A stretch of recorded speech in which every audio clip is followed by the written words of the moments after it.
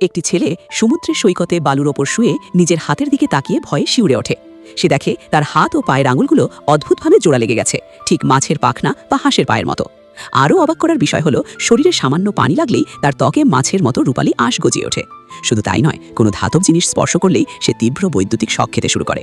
একদিন নিজের ঘরে পানি খাওয়ার জন্য একটি ধাতব ফ্লাস্ক ধরতেই সেটি তার হাতে আটকে যায়।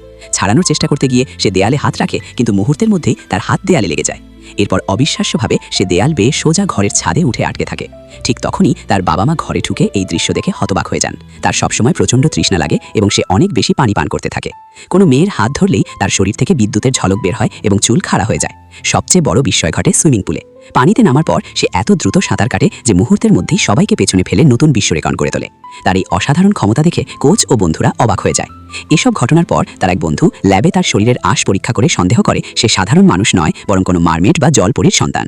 প্রথমে সে কথাটি বিশ্বাস করতে চায় না, কিন্তু বাড়ি ফিরে বাবা মায়ের কাছে সত্য জানতে চাইলে তারা জানায় সে তাদের নিজের সন্তান নয়। বহু বছর আগে তারা তাকে সমুদ্রের সৈকত থেকে কুড়িয়ে পেয়েছিলেন।